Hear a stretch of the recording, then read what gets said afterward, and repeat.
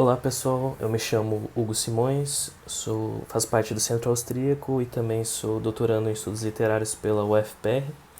Eu traduzo Paulo de Celan há alguns anos e vim aqui falar desse processo de tradução e também ler alguns poemas dele, junto à doutora Irene Guiner-Reichen, que é embaixadora da Áustria no Brasil.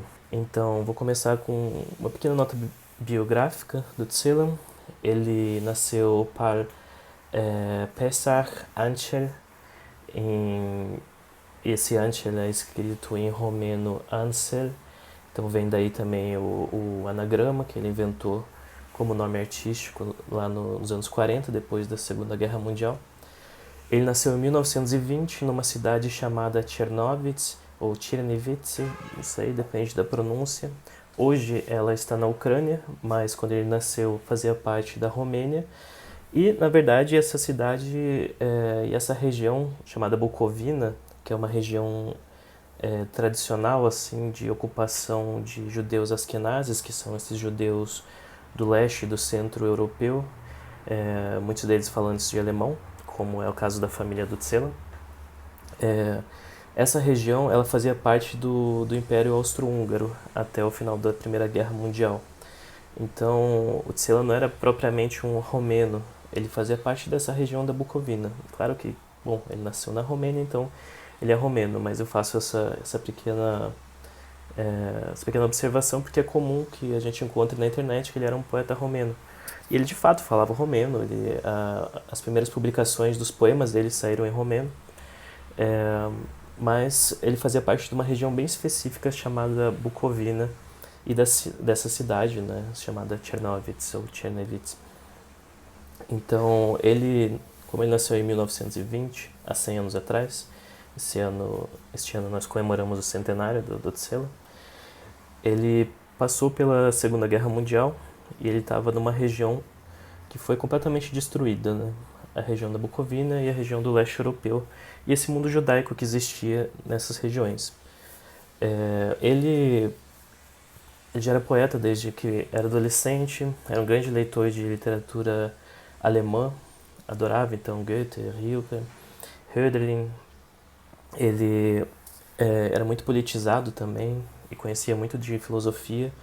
Isso vai ser uma coisa que vai influenciar a poesia dele durante toda a vida. Ele inclusive vai ter amizade, né, e vai ter muitos debates com filósofos da época e também algumas inimizades, não sei se inimizades, mas algumas tensões, igual ele teve com Heidegger, por exemplo. Foi uma inimizade, não chegou a ser isso, mas houve tensões entre as relações dos dois, que se conheceram pessoalmente. Ele começa a escrever, como eu falei, na adolescência. No final dos anos 30, ele vai estudar medicina na França, mas ele não chega a terminar. Inclusive, em uma viagem indo à França, se não me engano, ele passa pela Kristallnacht, né, pela Noite dos Cristais, quando ocorre aquele pogrom na Alemanha, já em processo avançado de nazificação. E quando ele volta para casa ali no início dos anos 40, sem terminar o curso, logo a região da Bucovina vai ser primeiro ocupada pelos soviéticos e depois pelos nazistas. Então tudo vai ser destruído, ele vai perder a família dele, que vai ser deportada para um campo de concentração. Os pais dele morrem. Ele trabalha em campo de trabalho forçado também. Sobrevive, é um sobrevivente. E, obviamente, essa experiência vai marcar a poesia dele para o resto da vida. E a maioria dos estudos que são feitos sobre Celan, em geral, abordam essas questões de testemunho, de memória, do horror da Shoah, né, ou Holocausto, como a gente convenciona chamar em português. Então, e os poemas dele tematizam essas questões do horror, né, e da catástrofe desde o início. Desde o início do que é publicado em alemão, ao menos. E depois do período dele na Áustria. Então, voltando, estou fazendo muitos saltos, mas logo depois da Segunda Guerra, logo depois do fim do nazismo, ele se muda para Bucareste, ele trabalha um tempo como tradutor, ele conhecia várias línguas, né? A região que ele habitava já era uma região multiétnica e multicultural, então ele já tinha essa educação multilingüe desde criança, né? Aprendendo hebraico, alemão, Yiddish, romeno, e ele foi estudando inglês, russo, ele até o final da vida dele vai ser tradutor de diversos idiomas, incluindo o português, né? Ele tem traduções, inclusive, do Fernando Pessoa. E ele começa a trabalhar como tradutor. Quando o regime começa a fechar de novo na Romênia, com a ocupação soviética, ele decide sair, decide fugir, né? Então, ele também tem essa parte da vida, tem essa questão na vida dele, que ele é um refugiado daquela época. Então, uma massa de indivíduos fogem para os países ao redor, especialmente a Áustria. Então, Celan vai morar um tempo na Áustria. Ele fica cerca de um ano, se eu não me engano, um ano ou dois. E lá ele desenvolve amizade com a poeta Ingeborg Bachmann, que muitos conhecem dessa relação, né, que também foi uma relação amorosa por certo período, mas mais uma amizade. Eles trocam muitas cartas ao longo da vida, e o Celan era um grande escritor de cartas, né, ele se inspirava muito no Kafka, por exemplo, com a mulher dele, que ele vai conhecer um pouquinho depois, no início dos anos 50, a Gisèle Lestrange, já em Paris. Então dei mais um salto, mas logo depois dele passar pela Áustria, por Viena, ele vai se mudar para Paris, onde ele vai ficar até o fim da vida dele. Então ele se correspondia muito com a Gisele por cartas também, inspirado no Kafka, e ele escrevia cartas a rodo, assim, né?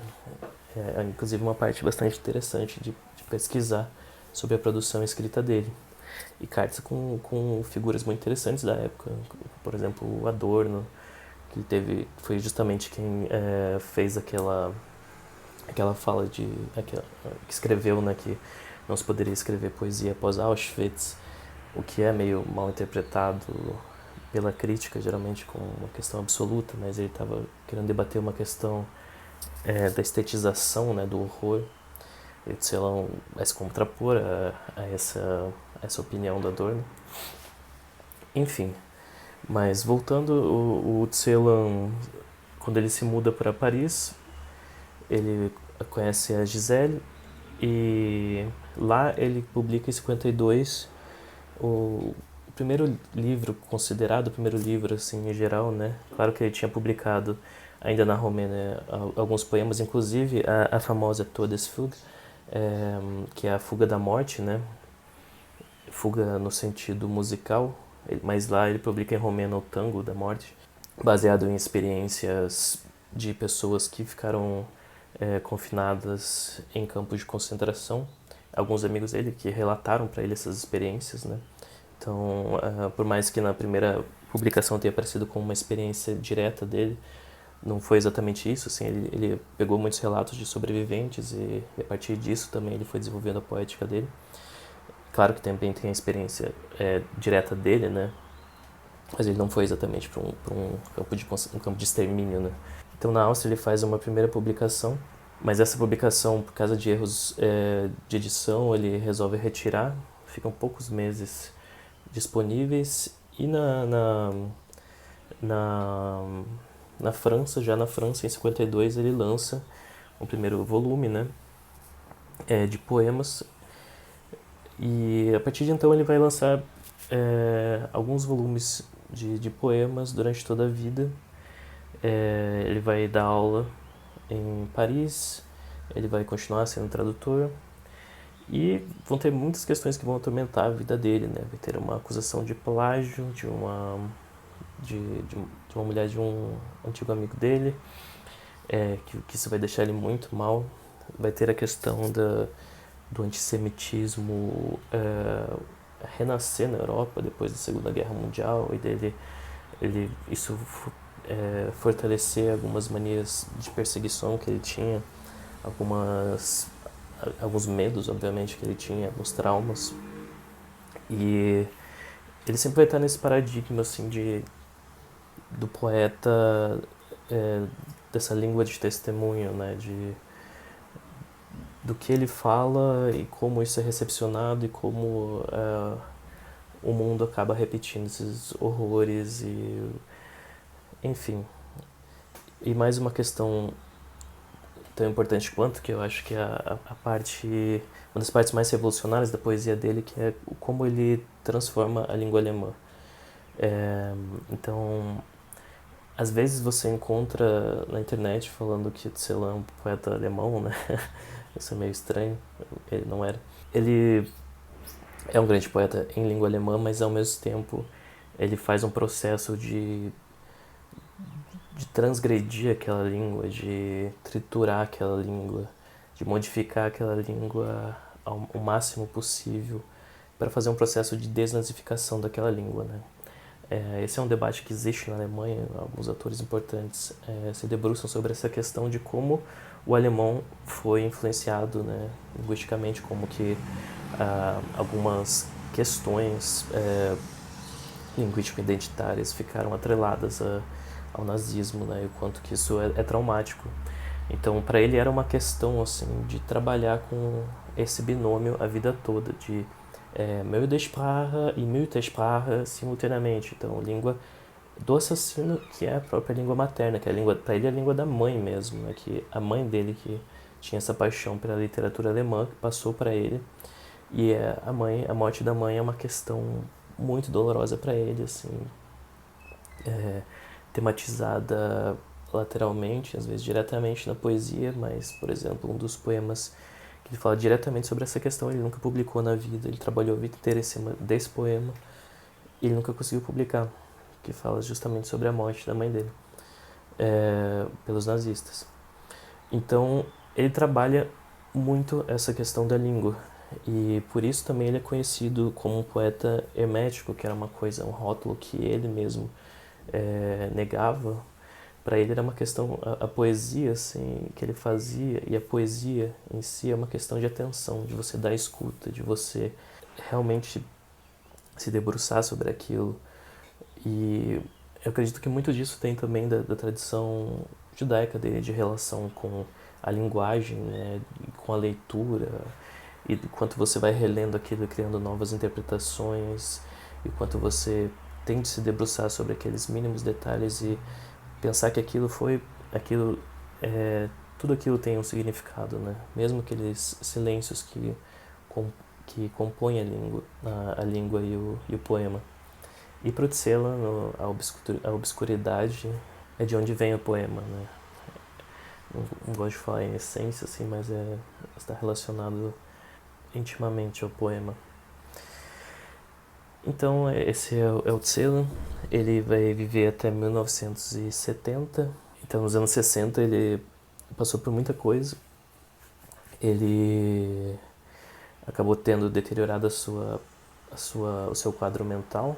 Ele chegou a ser internado, levar choques. E essa mania de perseguição, né, os biógrafos falam que aumentou muito nesse período. Ele e a Gisele tiveram um filho chamado Eric,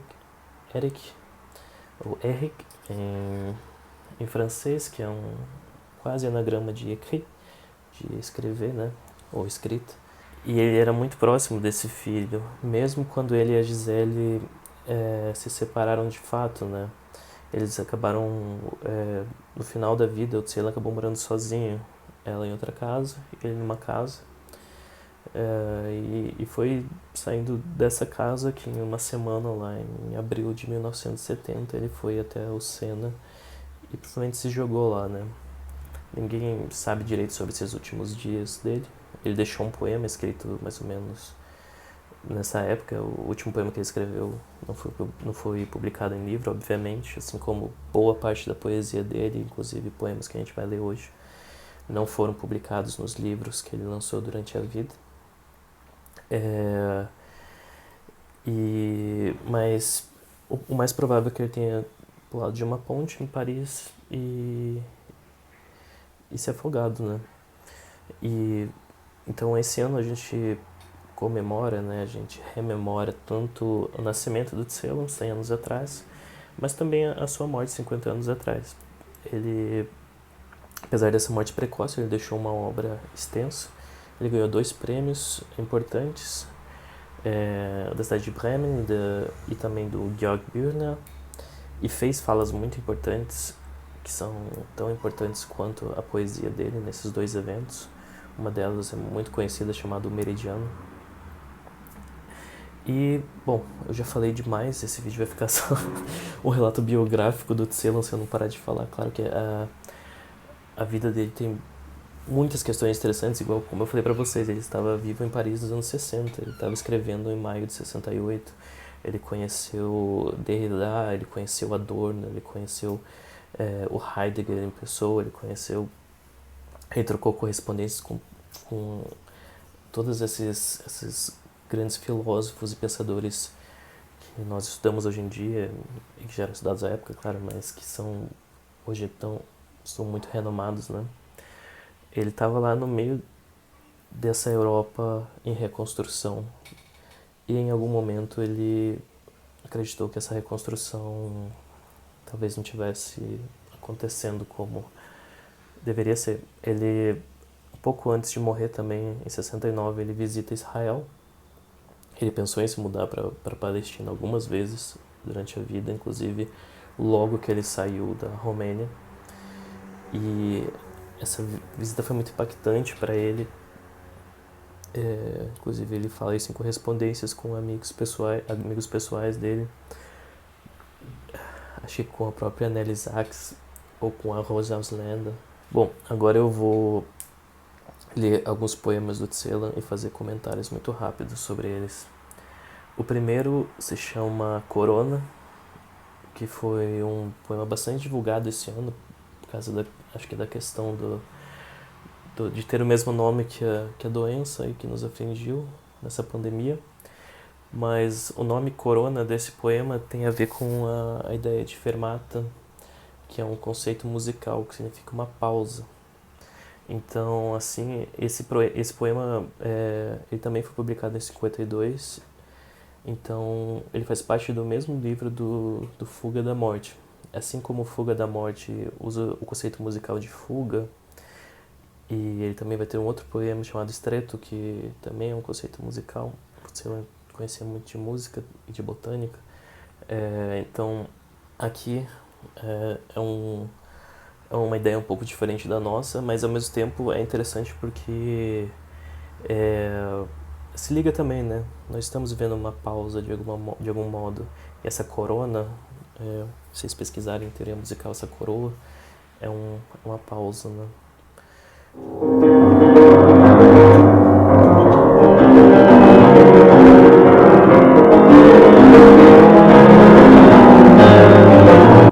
Corona. O outono me devora da mão só a folha. Somos amigos. Descascamos o tempo da nós e o ensinamos a andar. O tempo regressa à casca. No espelho está o domingo. No sonho se dorme. A boca fala a verdade. Meu olho baixa o sexo da amante. Nós nos vemos, nos dizemos obscuro, nos amamos como ópio e memória. Dormimos como vinho nas conchas, como o mar no lume sangue da lua. Ficamos entrelaçados à janela da rua, nos observam. É tempo de saber. É tempo de a pedra decidir dar flor, de a tormenta sentir pulsar um coração. É tempo de se tornar tempo. É tempo. Corona. Aus der Hand frisst der Herbst mir sein Blatt. Wir sind Freunde. Wir schälen die Zeit aus den Nüssen und lehren sie gehen. Die Zeit kehrt zurück in die Schale. Im Spiegel ist Sonntag, im Traum wird geschlafen, der Mund redet wahr. Mein Aug steigt hinab zum Geschlecht der Geliebten, wir sehen uns an, wir sagen uns Dunkles, wir lieben einander wie Mohn und Gedächtnis. Wir schlafen wie Wein in den Muscheln, wie das Meer im Blutstrahl des Mondes. Wir stehen umschlungen im Fenster, sie sehen uns von der Straße. Es ist Zeit, dass man weiß. Es ist Zeit, dass der Stein sich zu blühen bequemt, dass der Unrast ein Herz schlägt. Es ist Zeit, dass es Zeit wird. Es ist Zeit.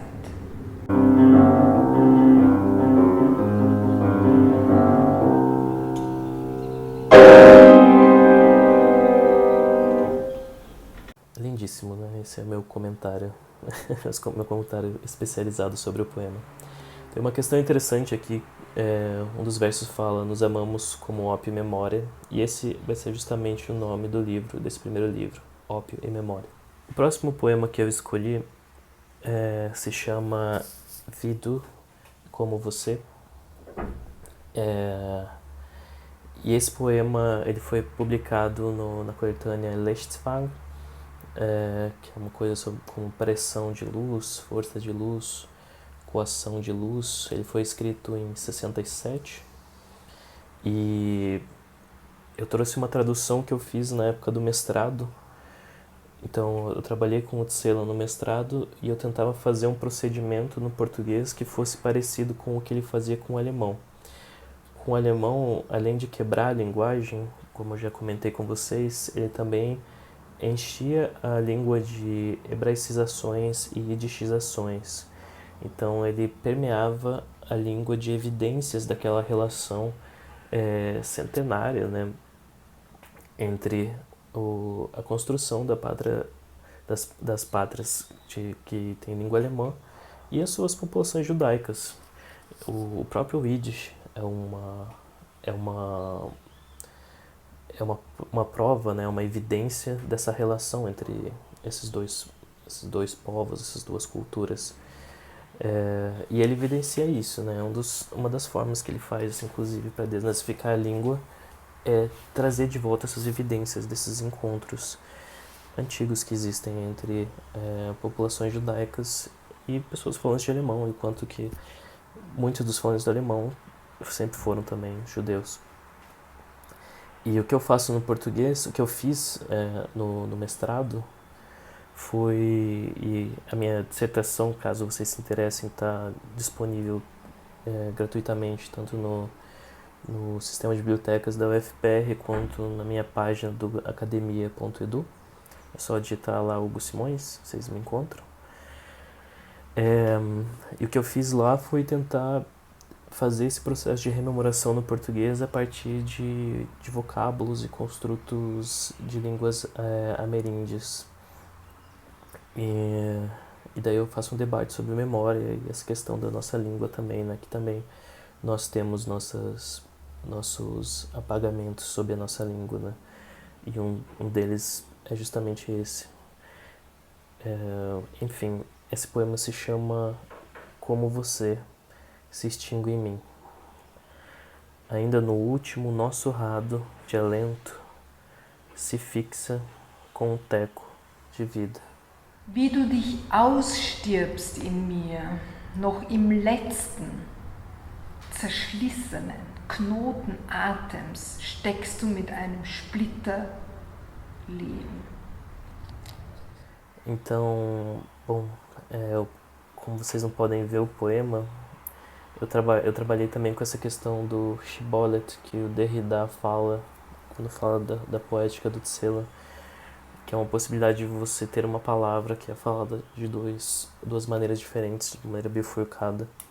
E esse teco que eu li para vocês, de vida, a gente tem essa ideia de um pedacinho de vida, mas eu escrevi ele com K, porque ele remete à palavra Guarani, teco, ou reco, que remete ao modo de vida Guarani, modo de vida guaranítico. Então, ao mesmo tempo que a gente pode ler como um pedacinho de vida, a gente pode ler também como esse modo de vida Guarani.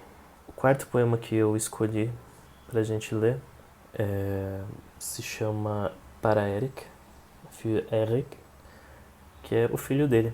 Esse poema foi escrito em maio de 68, 31 de maio de 68, em meio aos protestos e tudo mais, mas ele não tematiza isso. É interessante, assim, que em meio a tudo aquilo, o que o Tzela está escrevendo é pro filho dele que ele tanto amava, né? Para Eric. Iluminada, uma consciência calca a equação, de parte a outra, pesteada. Tarda antes, primevo, mantém o tempo, a súbita libra rebelde. Como você, filho, a minha mão contigo, arquejada. Für Erik. Erleuchtet rammt ein Gewissen die hüben und drüben gepestete Gleichung, später als früh. Früher hält die Zeit sich die jähe rebellische Waage, ganz wie du, Sohn, meine mit dir pfeilende Hand. E último poema que eu escolhi, agora regredindo um pouco temporalmente, né? A gente estava em uma progressão cronológica na poética do Tselan, e eu acho que vocês conseguiram ver um pouquinho do que acontece, né? Daquele primeiro poema Corona para esses últimos. Há uma redução, há uma concisão muito forte de ideias, de palavras. E é claro, eu não trouxe aqui, mas tem outros poemas que ele fragmenta as próprias palavras, né? Elas acabam, alguns críticos da época acabaram chamando isso de uma espécie de balbucio para simplesmente criticar negativamente a poesia dele, né, como uma coisa incompreensível, quando na verdade ele estava chamando mais a nossa atenção, né, para dar mais atenção àquilo e tentar olhar aquilo com mais atenção o que ele está falando. Esse poema foi escrito nos anos 50, no mesmo período que ele lançou o Op Memória, ali entre 52 e 53. Ele é muito conhecido por trazer imagens da mística judaica, e tem vários poemas como esse na obra do Tselan, que são muito estudados justamente por trazerem essas múltiplas interpretações. É um poema belíssimo, e ele dá nome também à coletânea de poemas lidos pelo Tselan, que é um dos materiais com que eu estou trabalhando agora em minha tese de doutorado, que eu estou tentando identificar uma coisa que eu estou chamando de sotaque. Claro que eu poderia ter usado um nome mais próprio da ciência linguística, né? Dialeto, variante. Mas eu estou tentando construir uma ideia de sotaque a partir da relação que o Tselan tinha com o ambiente dele e como isso também se manifestava na língua dele, né, e nas performances dele. Que ele tem algumas performances públicas que foram gravadas, inclusive, que foram criticadas porque disseram que ele tinha uma presença muito pausada, né? Ele basicamente sentava com o livro na mão, cabeça baixa, e lia aquilo monotonamente. E as pessoas estavam esperando uma coisa, uma entrega apaixonada de um poeta que não é romântico, que não é um poeta que vai fazer esse tipo de performance, né? Enfim, então esse nome, né, Ich Hörte Sagen, é o nome também da coletânea dos CDs de leitura do Tselan. Se vocês se interessarem por isso, em algumas bibliotecas eu sei que encontra aqui no Goethe Institute de Curitiba, vocês conseguem encontrar. Mas também há algumas dessas performances que foram colocadas no YouTube. Então vocês conseguem encontrar, inclusive vocês conseguem encontrar uma gravação em vídeo do Tselan lendo um poema dele. É muito interessante de ver. Então eu vou ler o poema Ouvi Dizer. Ouvi dizer. Ouvi dizer que há na água uma pedra em um círculo, e sobre a água uma palavra, que faz o círculo envolver a pedra. Vi meu álamo descer a água. Vi como seu braço agarrava-se ao fundo. Vi suas raízes suplicando aos céus pela noite. Não urgi em sua direção. Apenas juntei do chão cada migalha, que tem a forma do teu olho e nobreza. Tirei do teu pescoço a corrente do verbo, e com ela Dei bordas à mesa, onde as migalhas já restavam, e não vi meu álamo novamente. Ich hörte sagen, es sei im Wasser ein Stein und ein Kreis und über dem Wasser ein Wort, das den Kreis um den Stein legt. Ich sah meine Pappel hinaufgehen zum Wasser. Ich sah, wie ihr Arm hinuntergriff in die Tiefe. Ich sah ihre Wurzeln gen Himmel um Nacht flehen. Ich eilte ihr nicht nach. Ich las nur vom Boden auf jene Krume, die deines Auges Gestalt hat und Adel. Ich nahm dir die Kette der Sprüche vom Hals und säumte mit ihr den Tisch, wo die Krume nun lag.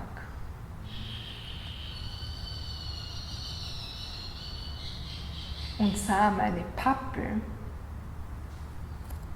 nicht mehr. Bom, tem muitas imagens fortes aqui. Deixo para vocês a interpretação. Claro, vou continuar trabalhando com esse poema na minha tese, então se vocês se interessarem, procurem daqui a um tempinho. Em 2022, essa tese deve estar pronta. Mas tem algumas imagens que a gente pode pensar, né? Tem a questão da pedra sempre presente, tem a questão do círculo, da aliança. Bom, é isso que eu tinha para trazer para vocês. Obrigado por ouvirem, por escutarem. E leiam, Tselam. Há várias traduções para o português do Brasil, português de Portugal. Aqui no Brasil a gente tem traduções desde os anos 70. Então, há diferentes tradutores, há diferentes perspectivas. É muito legal isso, porque a gente pode ver uma gama de diferentes traduções e interpretações daqueles poemas, né? E, claro, existem diversas traduções também para outras línguas, inclusive uma tradução da poesia completa ou quase completa dele para o espanhol. Para o português do Brasil a gente não tem algo assim ainda, mas em breve provavelmente a gente vai ter. Sei que alguns outros poetas e tradutores estão trabalhando com o Tselam, então é provável que em breve a gente tenha um cenário ainda mais vasto de traduções para o português do Brasil, o que é muito legal, né? Porque traduzimos um grande tradutor, um cara que se dedicou à tradução a vida inteira, e nada mais justo do que ele ser plenamente traduzido. É isso, muito obrigado e até a próxima.